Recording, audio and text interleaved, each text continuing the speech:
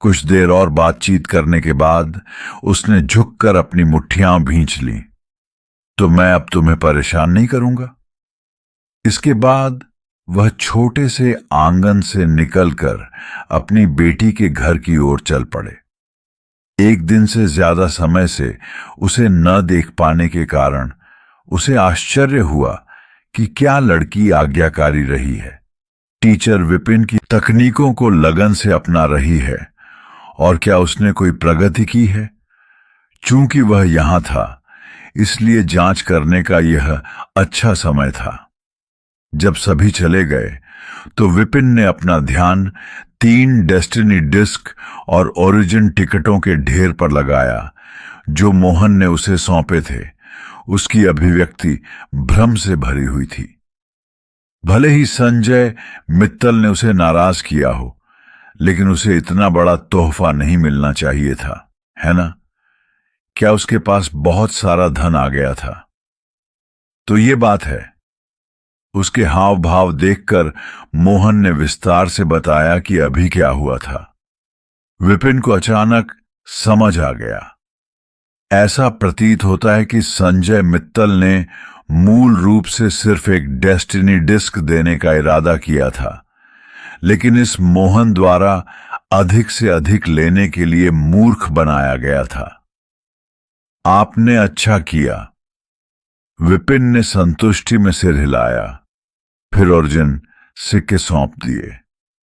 आप इन्हें ले लो, इन्हें अपनी इच्छानुसार खर्च करो। बस जो काम नहीं किए जा सकते उन्हें मुझे सौंप दो। हां, मोहन ने सिर हिलाया। वे दोनों करीमनगर में रहने के समय से ही सहयोग कर रहे थे और वे बहुत मौन हो गए थे। बहुत ज्यादा शब्दों की जरूरत नहीं थी। विपिन ने 3 डेस्टिनी डिस्क देखी, अपने कमरे में वापस आया और सिर्फ आधे घंटे में उन सभी को आत्मसात कर लिया। उस समय स्वर्ग की लाइब्रेरी में 27,000 से ज्यादा नई किताबें आ गई थीं। मर्ज एक विचार के साथ 6 सितारा लेवल की वे तकनीकें, जिनकी उसने पहले कॉपी की थी, तुरंत एक साथ जुड़ गईं, और फिर उसके सामने स्वर्ग की तकनीकों की एक किताब प्रकट हुई। जैसे ही उन्होंने इसे छुआ, साधना विधि उनके दिमाग में प्रवाहित हो गई। 6 सितारा लेवल मानव शक्ति का ओरिजिन है। आंतरिक अंगों में जितनी अधिक जीवन शक्ति होगी, उतनी ही अधिक ऊर्जा रहेगी। पुस्तक की शुरुआत एक परिचय से हुई। बाद के भाग में प्रैक्टिस मेथड्स का विस्तृत विवरण दिया गया। विपिन प्रैक्टिस करने की जल्दी में नहीं था, बल्कि उसने दूसरे बिंदु पर ध्यान केंद्रित किया।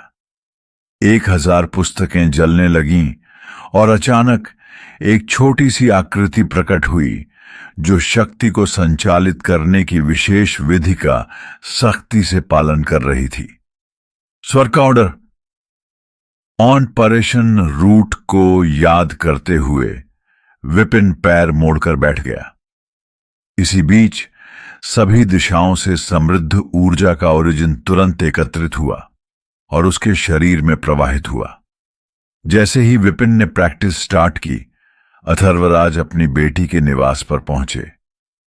कल उन्होंने अपनी बेटी को एक अवसर चूकने के लिए डांटा था और उसे टीचर विपिन द्वारा सिखाई गई तकनीकों का ठीक से अभ्यास करने के लिए कहा था।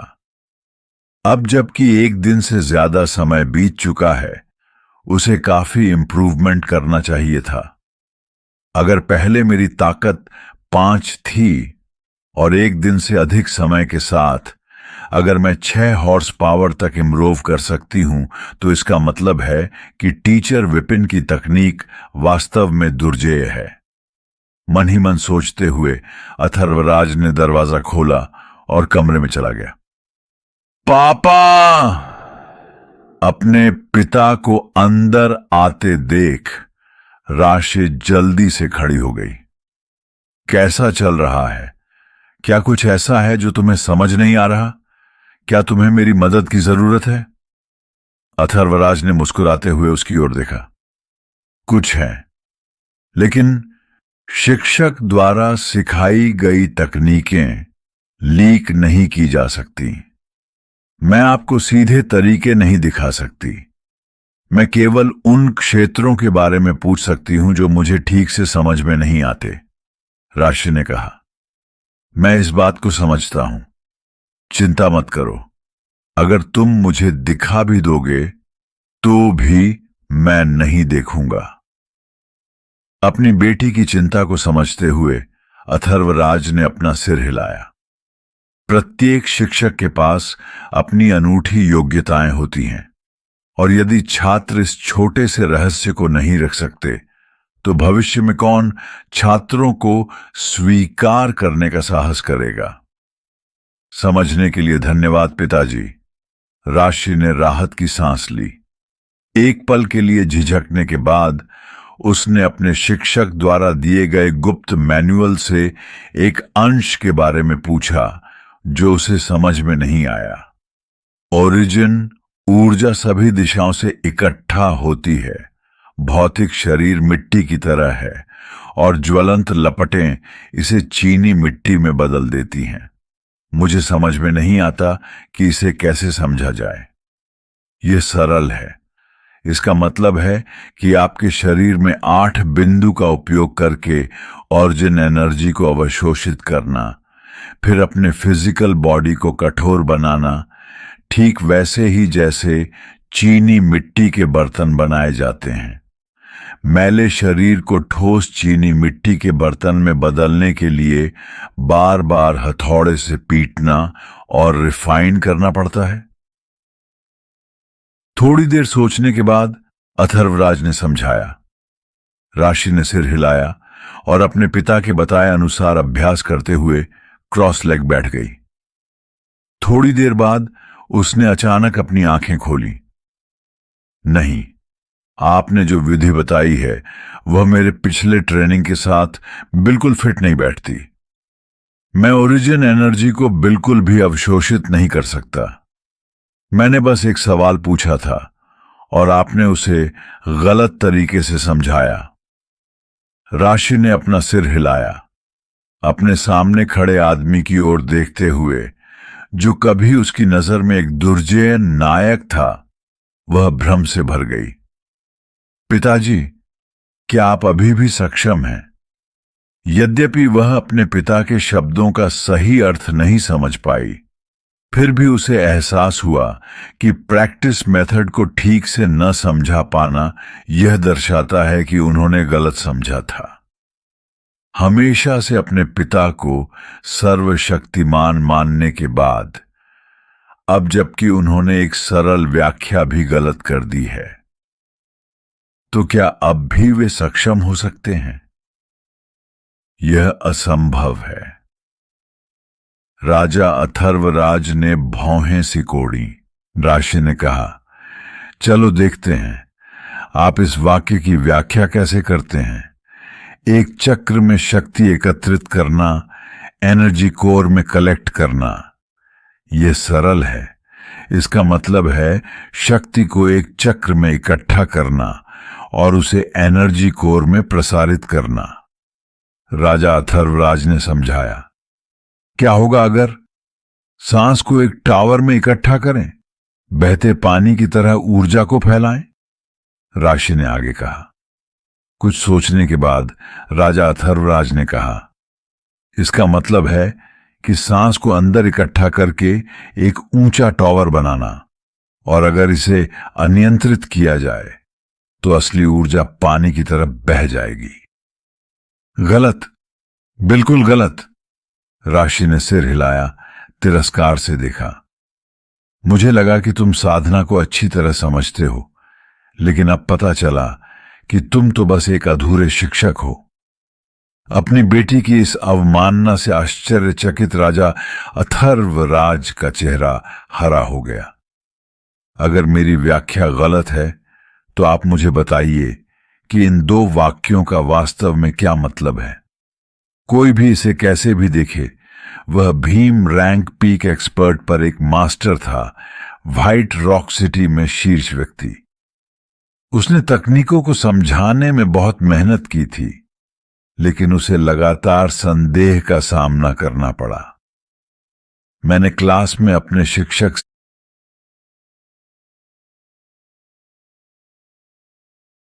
से इन 2 वाक्यों के बारे में पूछा और उन्होंने जो समझाया वह यह है। यह जानते हुए कि अगर उसने स्पष्ट नहीं किया तो उसके पिता को विश्वास नहीं होगा कि वह गलत था। राशि ने कहा, पहला वाक्य शक्ति को एक घेरे में इकट्ठा करना, कंप्लीटली अपनी शक्ति को विकसित करने को संदर्भित करता है ताकि यह एनर्जी कोर में एकत्रित हो सके। अन्यथा ओरिजिन एनर्जी अनियंत्रित हो सकती है, जिससे नियंत्रण खोना आसान हो जाता है, जो शरीर को नुकसान पहुंचा सकता है, जिससे साधना में भटकाव हो सकता है और व्यक्ति के जीवन को भारी खतरा हो सकता है। दूसरा वाक्य, एक टावर में सांस इकट्ठा करो, बहते पानी की तरह ऊर्जा को फैलाओ, ट्रू एनर्जी को रिफाइन करने को संदर्भित करता है। आपको एक टावर बनाने की भावना रखने की जरूरत है, एक ठोस नींव रखना, ताकि आप step by step base create कर सकें। आप डायरेक्ट 9वें स्टेप पर नहीं जा सकते, आपको पहले स्टेप से शुरू करना होगा। बहते पानी की तरह एनर्जी को फैलाओ का मतलब है कि अगर आप ओरिजिन एनर्जी को नियंत्रित नहीं कर सकते हैं तो आपको इसे मजबूर करने के बजाय पानी की तरह स्वाभाविक रूप से बहने देना चाहिए। अन्यथा यह समय लेने वाला और श्रम साध्य होगा, जिससे कोई परिणाम नहीं मिलेगा। अपनी बेटी की व्याख्या सुनकर राजा अथर्वराज चौंक गया, मानो उसे ज्ञान प्राप्त हो गया हो। उसका शरीर अनायास ही कांप उठा। चीजों को स्वाभाविक रूप से घटित होने देना सही है। पहाड़ पर पानी लाने के लिए जलमार्ग खोदना लगभग असंभव है, लेकिन पहाड़ की चोटी पर एक झरना खोदकर उसे प्राकृतिक रूप से नीचे आने देने से यह सुनिश्चित किया जा सकता है कि पूरे पहाड़ को पीने के लिए पानी मिले। यही तो चीजों को स्वाभाविक रूप से घटित होने देने का अर्थ है। एक क्षण में उसकी साधना के वे हिस्से जो उसे समझ में नहीं आए थे आपस में मिल गए, और वे बाधाएं जो कई वर्षों से उसकी साधना में बाधा बन रही थीं, अचानक घंटी से टकराकर कांच की तरह बिखर गईं। धमाका! उसके पीछे एक विशालकाय प्रेत प्रकट हुआ जो गरिमापूर्ण ढंग से हवा में बैठा था। ओरिजिन कोर लेवल 9, दक्ष रैंक। अपनी बेटी से तकनीक के बारे में स्पष्टीकरण सुनने के बाद उन्हें एक दिव्य अनुभूति हुई और वे उन बाधाओं को तोड़कर सीधे दक्ष रैंक तक पहुंच गए जो उन्हें वर्षों से बांधे हुए थे। राशि ने पलकें झपकाईं। उसके टीचर ने उसे जो तकनीक बताई थी वह केवल ओरिजिन कोर के 3रे स्तर के लिए थी। अपने पिता को इसे समझाने से उन्हें इसे समझने में मदद मिली, जिससे उन्हें एक सफलता मिली। ये किस लेवल की तकनीक थी? ये इतनी शक्तिशाली कैसे हो सकती है? काफी समय के बाद राजा अथर्वराज ने अंततः अपनी साधना को स्थिर किया, दक्ष रैंक को वापस अपने शरीर में खींचा और धीरे धीरे अपनी आंखें खोली। अपनी बेटी की ओर फिर से देखते हुए उसकी आंखें उत्साह से भर गईं। टीचर विपिन ने तुम्हें और कौन सी तकनीकें बताई हैं? जल्दी से उन्हें मुझे समझाओ। तकनीकों का यह सेट सीधे साधना के सार की ओर इशारा करता है और यह मेरे लिए अविश्वसनीय रूप से सहायक है। शुरू में वह अपनी बेटी को समझाने में मदद करना चाहते थे, लेकिन बाद में उन्होंने खुद को इस स्थिति में पाया कि वह चाहते थे कि वह उन्हें सिखाए। पापा, संयम रखें। टीचर की तकनीकें साझा नहीं की जा सकती, भले ही आप मेरे पिता हों। राशि ने अपना सिर हिलाया। तभी राजा अथर्वराज अपनी उत्तेजना से होश में आया।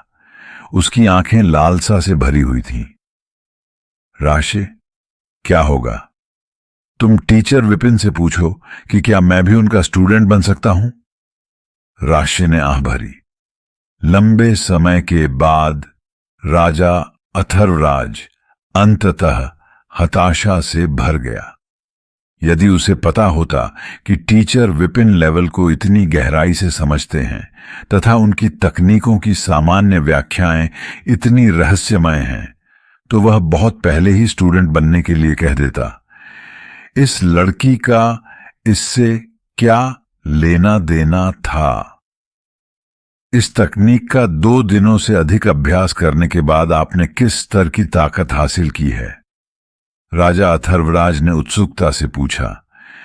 जब वह आखिरी बार अपनी बेटी से अलग हुए थे तो उनके पास केवल 5 हॉर्स पावर थी। अब क्या यह हो सकता है कि वह पहले ही 6 हॉर्स पावर या उससे भी अधिक तक पहुंच गई हो?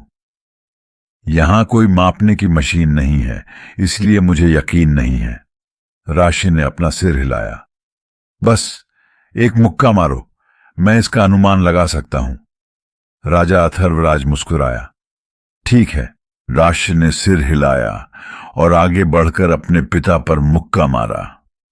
राजा अथर्वराज ने हल्का सा मुस्कुराया और अपना हाथ उसकी ओर बढ़ाया। अगले ही क्षण राजा अथर्वराज को पीछे की ओर उड़ते हुए भेज दिया गया। उनका रूप हवा में स्थिर हो गया क्योंकि दक्ष रैंक की ताकत बाहर विस्फोट कर गई। तू उसकी पुतलियां सिकुड़ गईं और राजा अथर्वराज को ऐसा लगा जैसे उसने कोई भूत देख लिया हो। क्या यह 3 हॉर्स पावर है? एक दिन की साधना में ही वह 5 हॉर्स पावर से आश्चर्यजनक रूप से 30 हॉर्स पावर तक पहुंच गई। क्या यह नॉर्मल प्रैक्टिस थी? दक्ष रैंक में होने के कारण उसकी शक्ति पहले ही 100 हॉर्स पावर की सीमा को पार कर चुकी थी। सही मायने में 30 हॉर्स पावर से उसे जरा भी झटका नहीं लगना चाहिए था। फिर भी उसने हमेशा सोचा था कि उसकी बेटी अधिकतम 6 हॉर्स पावर की है। उसका मुक्का खाना भी वैसा ही होना चाहिए था, लेकिन यहां वह एक ही वार से उड़ गया। 30 हॉर्स पावर। न केवल वह हैरान था, बल्कि राशि भी पूरी तरह से स्तब्ध थी। उसने शुरू में सोचा था कि उसके टीचर द्वारा सिखाई गई तकनीकें शुरू में तेज थीं, लेकिन बाद में धीमी हो जाएंगी। अब ऐसा लग रहा था कि वे लगातार तेज बनी हुई हैं। ओह ठीक है, शाही राजधानी से मास्टर योद्धा वैभव छात्रों के लिए एक मार्शल आर्ट प्रतियोगिता आयोजित करना चाहता है और आपको इसमें भाग लेना चाहिए। यहां स्पिरिट सोर्स बैम्बू का एक खंड है। आपको इसे परिष्कृत करने का एक तरीका खोजना चाहिए जो आपकी ताकत में वृद्धि को तेज कर सकता है।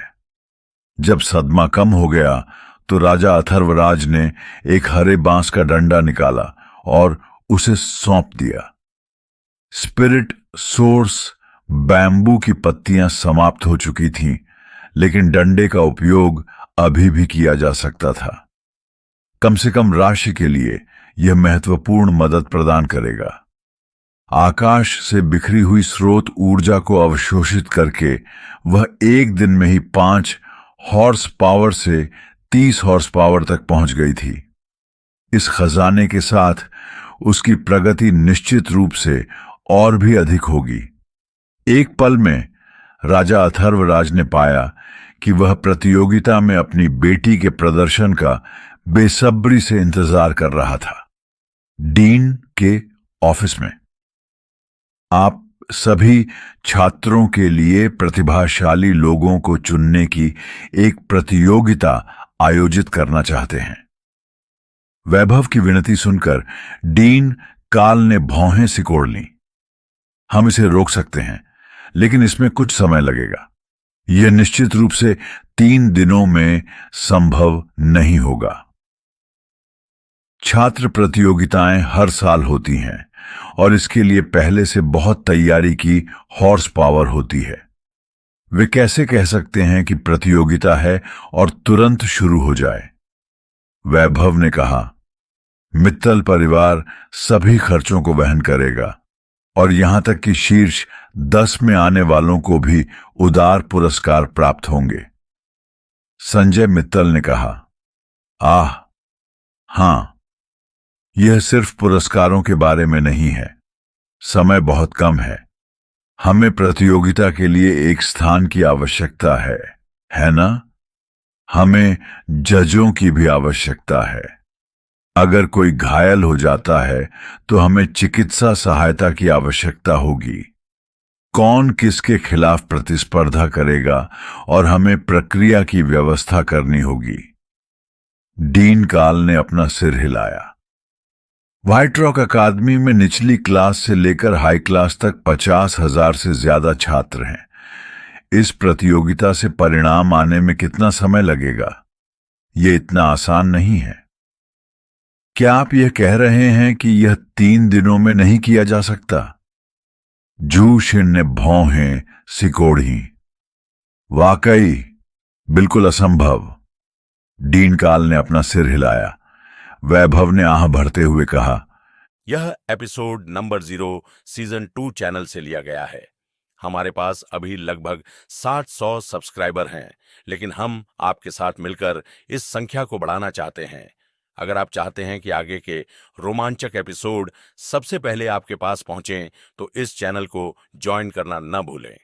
चलिए अब हम आगे बढ़ते हैं और इस यात्रा को और भी मजेदार बनाते हैं।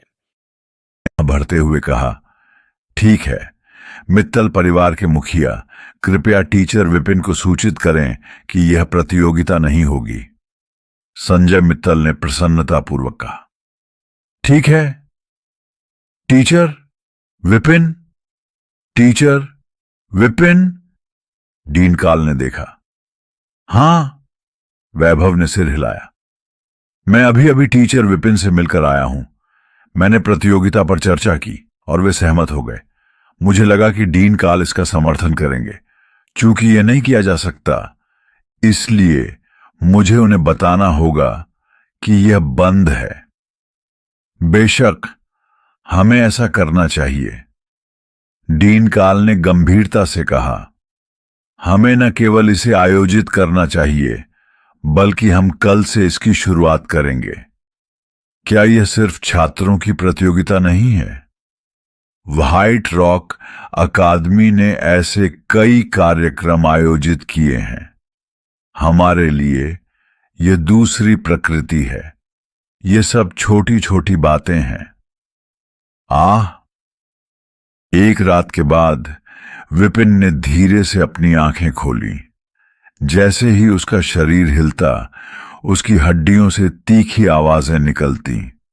एक मुट्ठी भर गंदी हवा बाहर निकलती, जो एक सफेद रेखा की तरह दिखती थी, जो 10 मीटर तक फैली हुई थी और फिर धीरे धीरे खत्म हो जाती थी। 6 सितारा लेवल में एंट्री हुआ और हवा को 5 चरणों में बाहर निकाला गया। कल प्रैक्टिस मेथड को बनाने के बाद उसने अपना अभ्यास शुरू कर दिया। कड़ी मेहनत का फल मिला। एक रात की तपस्या के बाद उसके आंतरिक अंग स्टील की तरह ठोस महसूस हुए। प्रत्येक सांस के साथ ऐसा लग रहा था जैसे वह एक भट्टी हो, जो स्रोत ऊर्जा को शुद्ध शक्ति में परिष्कृत कर रही हो, उसे लगातार ईंधन दे रही हो। सामान्य परिस्थितियों में आंतरिक अंगों को संयमित करने के बाद एक विशिष्ट आंतरिक परिसंचरण बनता है। अपनी जीभ की नोक पर हवा को रोककर वह इसे 5 मीटर की दूरी तक बाहर निकाल सकता है। इस समय विपिन इसे आसानी से 10 मीटर से अधिक दूर तक निकाल सकता था। स्वर्ग के लेवल के टेक्निक द्वारा परिष्कृत अंग स्पष्ट रूप से सामान्य लोगों से बेहतर थे। उसने एक मुक्का मारा और हवा में ऐसी चटचटाहट हुई जैसे केले के पत्तों पर बारिश की बूंदें गिर रही हों। 113 हॉर्स पावर। दुर्भाग्य से स्वर्ग की लेवल की टेक्निक से भी भौतिक शरीर की सीमाओं को तोड़ना कठिन है। आमतौर पर 7 सितारा लेवल का केवल सबसे मजबूत एक्सपर्ट ही 113 हॉर्स पावर तक की ताकत विकसित कर सकता था, जो शारीरिक सीमा थी। आगे की प्रगति करने के लिए किसी को आत्मा को शरीर के साथ एकीकृत करने की आवश्यकता थी। उन्होंने सोचा था कि स्वर्ग की लेवल की टेक्निक इस लिमिट को तोड़ सकती है, लेकिन यह भी विफल रही। कल रात 6 सितारा लेवल के अंतिम चरण तक पहुंचने के बाद उसके पास पहले से ही यह शक्ति थी। फिर भी जब उसने लिमिट को तोड़ने की कोशिश की तो शक्ति में कोई वृद्धि नहीं हुई। अजीब, विपिन ने अपना सिर हिलाया। पहले, चाहे मास्टर टीचर कॉन्टिनेंट हो या स्वर्ग, जब तक किसी की प्रैक्टिस सफल होती थी, शक्ति और आत्मा स्वाभाविक रूप से बढ़ती थी। हालांकि यहां 113 हॉर्स पावर एक छत की तरह महसूस होता था, जो उसे पूरी तरह से जकड़ लेता था। एक मूवमेंट के साथ वह नई दुनिया में प्रवेश किया। एक क्षण में ही उसका भौतिक शरीर 113 हॉर्स पावर से अधिक शक्तिशाली हो गया।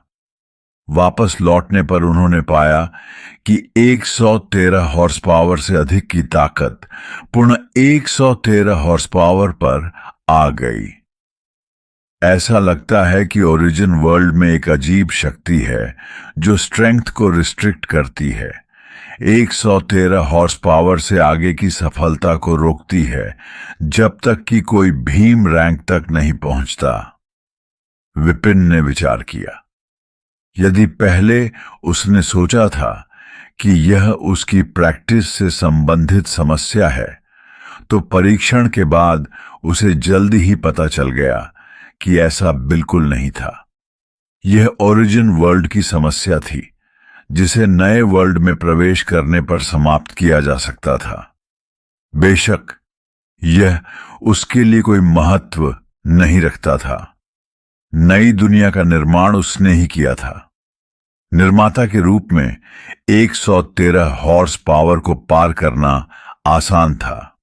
अनंत हॉर्स पावर को मुक्त करना एक आसान काम होगा। छोड़ो, चलो मास्टर शेख से संपर्क करते हैं। ओरिजिन वर्ल्ड के नियमों को समझते हुए वह जानता था कि अगर वह बिना पर्याप्त प्रैक्टिस के लापरवाही से सफलता की तलाश करता है तो उसे बैकलैश का सामना करना पड़ सकता है। इसलिए विपिन ने इस पर ध्यान नहीं दिया और अपनी उंगली को तलवार की तरह हवा में वार करते हुए आगे बढ़ाया। जब स्वर्ग में भावना का उदय होता है तो स्वर्ग भी अपनी आयु का भार महसूस करता है। फिर भी एक नई सुबह का वादा भी है, जहां हर आंसू एक नई रोशनी को जन्म देता है। क्या अनंत काल भी अल्पकालिक हो सकता है? क्या अमृता भी दर्द से भर सकती है? कुछ दिन पहले वह अपनी चोटों से उबरे ही थे और उन्होंने इस तकनीक का इस्तेमाल किया था जिससे वह दूसरे पक्ष से जुड़ गए। हालांकि इससे उसे बैकलैश का सामना करना पड़ा और उन्हें खून थूकना पड़ा। अब जबकि वह 6 सितारा लेवल के पीक पर पहुंच चुका है तथा उसकी शक्ति लगभग 10 गुना बढ़ गई है, तो वह इसे अधिक समय तक बनाए रखने में सक्षम हो जाएगा तथा संभवतः अधिक जानकारी भी प्राप्त कर सकेगा। तलवार की नोक से हवा में एक छोटा सा भंवर बना और तभी मास्टर शेख की कोमल आवाज भीतर से उभरी। विपिन, मास्टर शेख, आपके यहां हालात कैसे हैं? विपिन ने जल्दी से पूछा। पिछली बार उन्होंने कहा था कि उनकी तबीयत ठीक नहीं है और वे खतरे में हो सकते हैं। उन्हें संदेह था कि क्या खतरा टल गया है। अभी नहीं, मैं एक जगह फंस गया हूं और बच नहीं सकता। अगर तुम वहां ठीक हो तो जल्दी आओ और मुझे बचाओ। मैं जीनित किंगडम के कल्याण लोक में हूं। मास्टर शेख की आवाज प्रसारित हुई। जीनित किंगडम? कल्याण लोक? विपिन ने स्थान नोट कर लिया। उन्होंने बाद में लाइब्रेरी जाकर यह देखने की योजना बनाई कि यह उनके वर्तमान स्थान से कितनी दूर है। कल उसने पुस्तकालय में भूगोल की कई पुस्तकें देखी थीं और उसे पता था कि वह जिस स्थान पर रहता है बॉर रॉक सिटी, वह मायावंश किंगडम का एक शहर था। ओरिजिन वर्ल्ड में कम से कम 1,00,000 ऐसे किंगडम थे। यदि प्रथम श्रेणी, द्वितीय श्रेणी और तृतीय श्रेणी में वर्गीकृत किया जाए तो हान्युआन राजवंश को शायद तृतीय श्रेणी में भी वर्गीकृत नहीं किया जाएगा। यह काफी कमजोर था। तुम्हारे बारे में क्या ख्याल है? मैंने तुम्हें सावधान रहने को कहा था। क्या तुमने डेस्टिनी हॉल का ध्यान आकर्षित नहीं किया है? मास्टर शेख ने अपनी बात समाप्त करने के बाद पूछा। आप मुझे जानते हैं मास्टर शेख, मैंने हमेशा खुद को लो प्रोफाइल रखा है, विपिन ने विनम्रता से कहा। मास्टर शेख की तरफ से एक खास चुप्पी छा गई। एक पल के बाद उन्होंने जवाब दिया, बस सावधान रहना। डेस्टिनी हॉल द्वारा देखे जाने का डर क्यों है? क्या वे वास्तव में हम आरोही लोगों के प्रति बुरी नीयत रखते हैं? विपिन हैरान था। उसने जो समझा उसके अनुसार डेस्टिनी हॉल वह जगह थी जहां स्वर्ग के मास्टर्स रहते थे और स्वर्ग के मास्टर्स ओरिजिन वर्ल्ड में सबसे महान और शक्तिशाली पेशा थे। निश्चित रूप से वे डर के मारे कुछ साधारण आरोही को सताते नहीं होंगे। मुझे सटीक कारण नहीं पता, लेकिन उन्होंने मुझे राक्षस के रूप में लेबल किया है और मुझे खोज रहे हैं। अगर यह मेरे अच्छे भाग्य के लिए नहीं होता कि मैं गलती से इस जगह में प्रवेश कर जाता, तो मुझे बहुत पहले ही पकड़ लिया गया होता, मास्टर शेख ने समझाया। विपिन ने भौहें सिकोड़ी। राक्षस? हां, ऐसा कहा जाता है कि दशकों पहले एक व्यक्ति था जिसने भाग्य को परेशान किया और ऊर्जा तंत्र को बाधित किया, जिससे लगभग पूरी ओरिजिन वर्ल्ड ढहा गई। बस सावधान रहें और अपनी शक्तियों को बहुत अधिक उजागर न करें, खासकर वे जो डेस्टिनी हॉल से संबंधित हैं, मास्टर शेख ने चेतावनी दी। विपिन ने सिर हिलाया, कुछ याद करते हुए। अब जब आपने इसका जिक्र किया है तो मैंने कुछ अजीब बात नोटिस की है। कल रात एक मास्टर योद्धा आया, मेरी चापलूसी करते हुए, और एक छात्र प्रतियोगिता आयोजित करने की योजना बना रहा था। वैभव द्वारा अचानक प्रतियोगिता आयोजित करने का निर्णय वाकई अजीब था। चूंकि वह खुद यह नहीं समझ पाया था, इसलिए उसने मास्टर शेख से पूछने का फैसला किया। शायद वह कुछ जानकारी जुटा सके। आखिरकार वह जिस जीनित किंगडम में था वह स्पष्ट रूप से मायावंश से अधिक उन्नत था और उसके पास अधिक जानकारी थी। क्या तुमने किस्मत बनाने वाली टेक्निक का इस्तेमाल किया? मास्टर शेख ने पूछा। मैंने इसे प्रदर्शित किया, विपिन ने सिर हिलाया। यह भाग्य की शक्ति है। मेरा पीछा किया गया और मुझ पर हमला किया गया क्योंकि मैंने इस क्षमता का खुलासा किया था। ऐसा लगता है कि डेस्टिनी हॉल ने पहले ही आप पर ध्यान दे दिया है। सावधान रहें। उस क्षण भंवर पुनः हिला और फिर ढह गया। उसके बाद एक क्षण ऐसा आया जब आवाज गायब हो गई। दबी हुई आवाज में घुरघुराहट करते हुए विपिन 7-8 कदम पीछे हट गया। उसका चेहरा लाल हो गया था।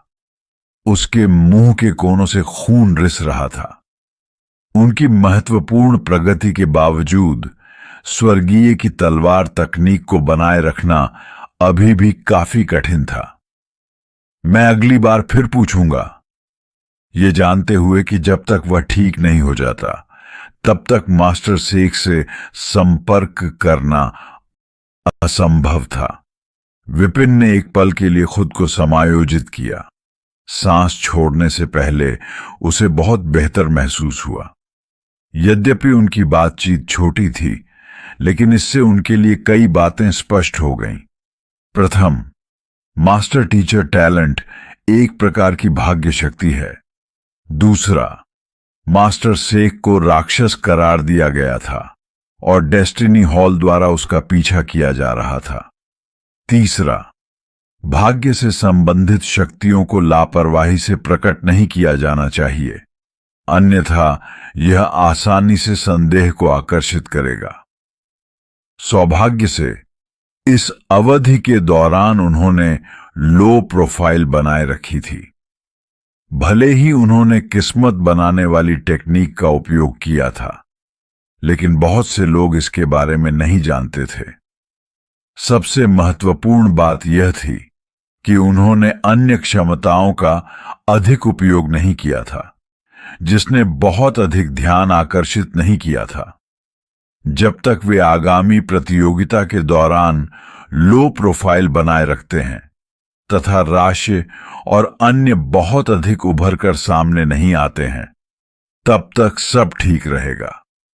ये विचार करते हुए वह उठ खड़ा हुआ और कमरे से बाहर चला गया। हिस्सा हिस्सा हिस्सा। आंगन में नाशक देव खुशी से सूंघते हुए और अपने खुरों से इशारा करते हुए आया। मंडप में पहले से ही व्यंजनों की एक मेज सजाई गई थी। ऐसा लग रहा था कि यह आदमी सुबह से ही खाना बना रहा था। मोहन कहाँ है? विपिन ने भौहें सिकोड़ी। नाशक देव ने कुछ बातें समझाईं। विपिन को अचानक एहसास हुआ वह पहले ही खा चुका है और पैसे कमाने का रास्ता ढूंढने निकल गया है। ठीक है, प्रैक्टिस में लगे होने के कारण तथा अपने पिछले जन्म की समझ के अनुसार अब सुबह के लगभग 10 बज रहे थे। दूसरे पक्ष का इतनी देर तक घर पर न होना सामान्य बात थी। ओह, जाओ राशि, मिताली और रुद्र को बुलाओ, उनसे कहो कि मुझे उनसे मिलना है। वह आदेश देते हुए खाने के लिए बैठ गया। नाशक देव ने अपना बड़ा सिर हिलाया और बाहर जाने के लिए दरवाजा खोला तथा कुछ ही देर बाद गायब हो गया। जिस कमरे में सोनाक्षी थी, मलिक परिवार की यह युवती उस समय आंखें बंद करके चुपचाप खड़ी थी। अचानक उसकी खूबसूरत आंखें चौड़ी हो गईं और एक धीमी चीख के साथ उसने एक मुक्का मारा। हवा में चटचटाहट हुई, जैसे हवा की एक धारा सीधे आगे की ओर बह रही हो। वास्तव में मैं 12 हॉर्स पावर तक पहुंच गई हूं। अपनी मुट्ठी भींचते हुए सोनाक्षी की आंखें चमक उठीं। एक रात की कड़ी ट्रेनिंग के बाद गोल्डन सोर्स स्पिरिचुअल लिक्विड पूरी तरह से अवशोषित हो गया था।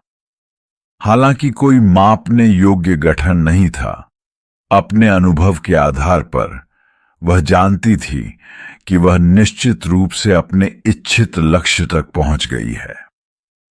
नामांकन के बाद सिर्फ 3 दिनों में ही उसने 4.5 से 12 हॉर्स पावर तक बढ़ गया, जो लगभग 2.5 गुना सुधार था। प्रगति की यह गति कुछ ऐसी थी जिसका मुकाबला पूर्व सिटी लॉर्ड भी शायद ही कर सके। उसे 100 साल तक व्हाइट रॉक सिटी में सर्वश्रेष्ठ माना जा सकता है। मैं राशि को ढूंढने जाऊंगा और देखूंगा कि वह अपने प्रशिक्षण में किस स्तर तक पहुंच गई है। पिछली बार राशि के मुक्का से घायल होने के बाद से वह मन ही मन नाराज थी। यह एपिसोड नंबर 0 सीजन 2 चैनल से लिया गया है। हमारे पास अभी लगभग 60-100 सब्सक्राइबर हैं, लेकिन हम आपके साथ मिलकर इस संख्या को बढ़ाना चाहते हैं। अगर आप चाहते हैं कि आगे के रोमांचक एपिसोड सबसे पहले आपके पास पहुंचें तो इस चैनल को ज्वाइन करना न भूलें। चलिए अब हम आगे बढ़ते हैं और इस यात्रा को और भी मजेदार बनाते हैं। मन ही मन नाराज थी।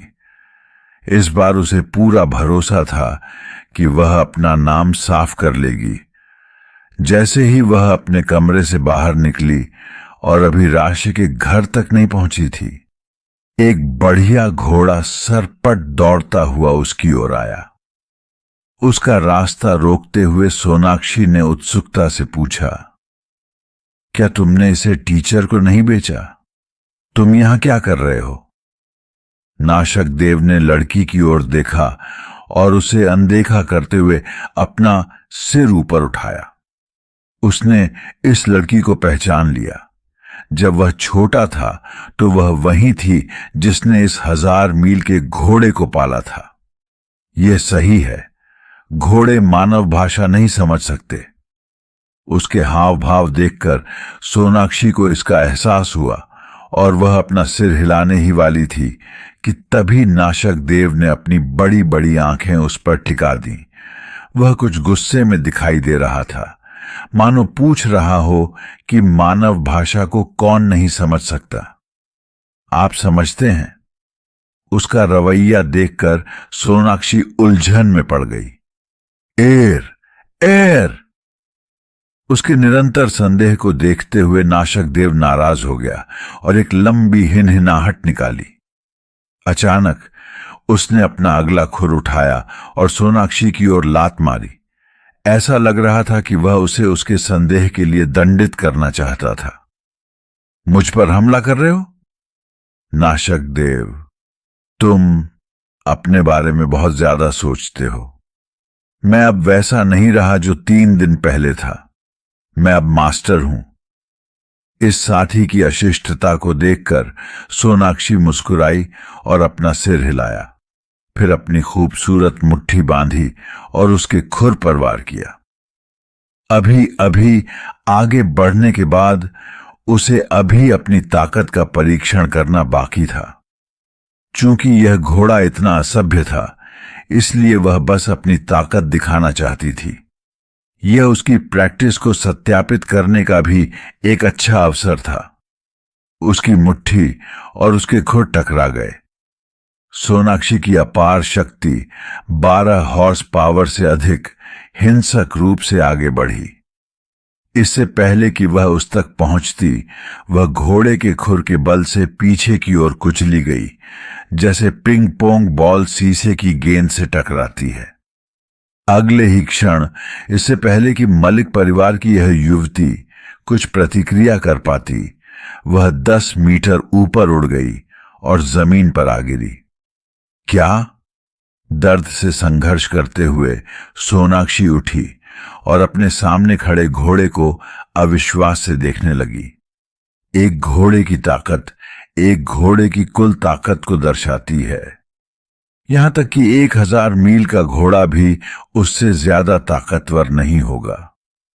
उसने सोचा कि अपनी 2 अश्वशक्ति के साथ नाशक देव से निपटने से उसे मानव साधकों की भयानक शक्ति का पता चल जाएगा। लेकिन उसने कभी नहीं सोचा था कि वह आसानी से पराजित हो जाएगी। अरे अरे!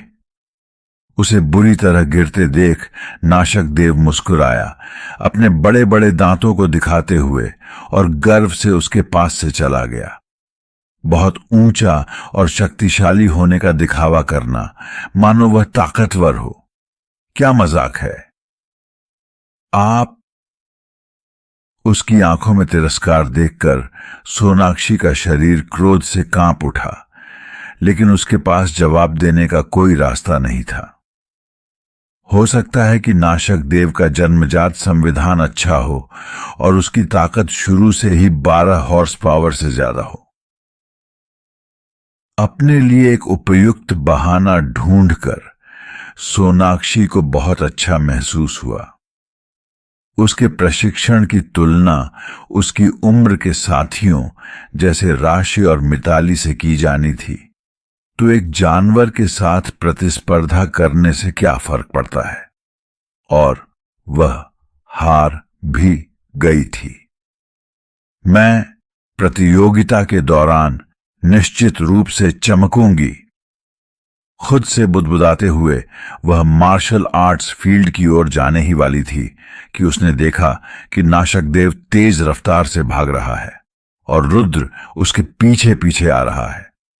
दोनों ही बहुत जल्दी में लग रहे थे। सोनाक्षी ने रुद्र को देखा, जो 3 दिन पहले सबसे कम प्रतिभा के साथ सबसे नीचे था। अब उसकी आभा लंबी और स्थिर थी और प्रत्येक कदम के साथ वह 7 या 8 मीटर की दूरी तय कर रहा था। इससे पहले कि वह उसे स्पष्ट रूप से देख पाती, वह पहले ही उसके आगे निकल चुका था। क्या अविश्वसनीय गति है! सोनाक्षी की अभिव्यक्ति जम गई। मलिक परिवार की युवा महिला के रूप में बचपन से ही उसके पास कुशल साथी थे। हालांकि उसने अभी अभी प्रैक्टिस शुरू की थी, लेकिन वह प्रैक्टिस में कई चीजों से अच्छी तरह वाकिफ थी। यहां तक कि एक नजर में ही कुछ साधकों की ताकत को पहचान लेती थी। इस समय रुद्र बेतहाशा दौड़ते हुए एक कदम में इतनी दूरी छलांग लगा सकता था, उसकी सांस नहीं रुक रही थी। यहां तक कि कुछ आरक्षित ताकत भी थी। उसकी शक्ति संभवतः उसकी अपनी शक्ति से कमजोर नहीं थी। अभी 3 दिन पहले उसके पास केवल 2 हॉर्स पावर थी और कोई संसाधन नहीं था। फिर भी अब उसके पास इतनी ताकत थी कि वह उससे भी ज्यादा थी। मुझे कुछ चीजें दिख रही होंगी। अपना सिर हिलाते हुए सोनाक्षी ने आगे छलांग लगाने के लिए दिव्य कदम का उपयोग करने की कोशिश की। जैसे ही उसके पैर की शक्ति बढ़ी, जमीन से धूल उठी और पलक झपकते ही वह भी रुद्र की तरह बाहर निकल गई। यह एपिसोड नंबर 0 सीजन 2 चैनल से लिया गया है। हमारे पास अभी लगभग 60-100 सब्सक्राइबर हैं, लेकिन हम आपके साथ मिलकर इस संख्या को बढ़ाना चाहते हैं। अगर आप चाहते हैं कि आगे के रोमांचक एपिसोड सबसे पहले आपके पास पहुंचें, तो इस चैनल को ज्वाइन करना न भूलें। चलिए अब हम आगे बढ़ते हैं और इस यात्रा को और भी मजेदार बनाते हैं। झपकते ही वह भी रुद्र की तरह बाहर निकल गई। एक क्षण आगे बढ़ने के बाद वह अपने पैरों के निशान की दूरी नापने के लिए रुकी। 6 मीटर। इसका मतलब यह था कि रुद्र की दौड़ने की गति इतनी तेज थी कि वह अपने पूरे प्रयास के बाद भी उसे हासिल नहीं कर सकती थी। वह किसी घोड़े से तो नहीं हारेगी, है ना? यह वह घोड़ा था जो कभी आखिरी स्थान पर था। सोनाक्षी को अचानक ही अविश्वास हो गया और वह जल्दी से उस दिशा में भागी जहां वे दोनों गए थे। कुछ ही देर में उसने देखा कि घोड़ा राशि के कमरे के प्रवेश द्वार पर रुक गया। कुछ ही देर में उसकी सहेली घंटी बजाती हुई नाशक देव और रुद्र के पीछे पीछे आती हुई दिखाई दी। राशि की गति और भी तेज लगती है। कुछ दूरी पर सोनाक्षी की मुट्ठी अनजाने में कसकर बंद हो गई। 3 सितारा लेवल में ताकत और गति आनुपातिक थे। जितनी तेज गति, उतनी ही ज्यादा विस्फोटक शक्ति। यह एक निर्विवाद तथ्य था। जब दोनों चले गए तो सोनाक्षी वहां पहुंची जहां से वे अभी अभी गुजरे थे, पीछे छोड़े गए निशानों पर नजर डालते हुए। उसने चुपचाप अपने दिल में हिसाब लगाया और अनजाने में उसकी मुट्ठी कस गई। प्रत्येक कदम की दूरी 10 मीटर थी। इसके अलावा उसकी सहेली की पिछली गति को देखते हुए यह उसकी लिमिट से बहुत कम थी। क्या ऐसा हो सकता है कि राशि की ताकत पहले ही 12 हॉर्स पावर से अधिक हो गई हो? यह असंभव है। गोल्डन सोर्स स्पिरिचुअल लिक्विड पर भरोसा करते हुए और बिना किसी आराम के डीन काल के मार्गदर्शन का अथक पालन करते हुए उसने जो प्रगति की उसे एक सदी में सर्वोत्तम माना जा सकता है। कोई भी उससे आगे कैसे निकल सकता है? कारण चाहे जो भी हो, एक बार प्रतियोगिता शुरू हो जाए तो मुझे निश्चित रूप से पता चल जाएगा। आश्चर्य में, लेकिन अभी भी कुछ हद तक सशंकित, सोनाक्षी ने अपने दांत पीस लिए और मार्शल आर्ट मैदान की ओर मुड़ गई। चाहे उसकी सहेली इतनी तेज दौड़ने का कारण कुछ भी हो, वह शीर्ष नई छात्रा का खिताब पाने के लिए दृढ़ थी। वह किसी को भी यह खिताब उससे छीनने नहीं देगी। टीचर छोटे से प्रांगण में नाशक देव द्वारा बुलाए जाने पर 3 शिष्य तुरंत विपिन के सामने एकत्रित हुए। दिन रात प्रैक्टिस के बाद सभी ने महत्वपूर्ण प्रगति कर ली थी। अपने टीचर की ओर फिर से देखते हुए वे प्रशंसा से भर गए। आप सभी को आने वाली प्रतियोगिता के बारे में पता होना चाहिए, है ना? अपनी चॉपस्टिक नीचे रखते हुए विपिन ने ऊपर देखा। हां, राशि और अन्य लोगों ने मुट्ठी भींचते हुए एक स्वर में उत्तर दिया। मैंने आपको यह बताने के लिए बुलाया है कि इस प्रतियोगिता के दौरान लो प्रोफाइल रखना सबसे अच्छा है। बहुत ज्यादा ताकत दिखाने की जरूरत नहीं है, बस वही करें जो सही लगे। विपिन ने सलाह दी। राशि, मिताली और अन्य लोगों ने एक दूसरे को देखा और पलकें झपकाईं। अन्य टीचर के विपरीत, जो चाहते थे कि उनके छात्र दूसरों से आगे निकलें और अपनी शिक्षण कुशलता को सिद्ध करें, उनके टीचर ने उन्हें निर्देश दिया था कि वे बहुत अधिक न चमकें। ऐसी निस्वार्थता सराहनीय थी। यह एपिसोड नंबर 0 सीजन 2 चैनल से लिया गया है। हमारे पास अभी लगभग 60-100 सब्सक्राइबर हैं, लेकिन हम आपके साथ मिलकर इस संख्या को बढ़ाना चाहते हैं। अगर आप चाहते हैं कि आगे के रोमांचक एपिसोड सबसे पहले आपके पास पहुंचें, तो इस चैनल को ज्वाइन करना न भूलें। चलिए अब हम आगे बढ़ते हैं। निस्वार्थता सराहनीय थी। एक क्षण में ही उनके प्रति उनकी प्रशंसा और गहरी हो गई। ठीक है, अगर और कुछ नहीं है तो जाओ प्रतियोगिता में भाग लो। अपने निर्देश समाप्त करने के बाद विपिन ने अपना हाथ हिलाया। छोटे से आंगन से बाहर निकलते हुए तीनों ने एक बार फिर एक दूसरे को देखा। तुम क्या सोचते हो? मिताली अब खुद को रोक नहीं सका। राशि ने कहा, टीचर हर तरह से महान हैं, लेकिन वे बहुत कम बोलने वाले हैं। हम यही करेंगे, हम सामान्य रूप से प्रतिस्पर्धा करेंगे, और अगर कोई हमें उकसाता नहीं है तो हम टीचर की व्यवस्था का पालन करते हुए चीजों को सीमा के भीतर रखेंगे। अगर कोई अनियंत्रित होने की कोशिश करता है तो हम टीचर के नाम को बनाए रखना सुनिश्चित करेंगे और पूरे व्हाइट रॉक सिटी को बताएंगे कि उनकी टीचिंग बेजोड़ है। राशि, हालांकि मैं तुम्हें पसंद नहीं करती, फिर भी मैं इस सुझाव से सहमत हूं। मिताली ने सिर हिलाया। रुद्र ने कहा, मैं दोनों के फैसले का पालन करूंगा। तो फिर मामला तय हो गया। राशि ने सहमति में ताली बजाई।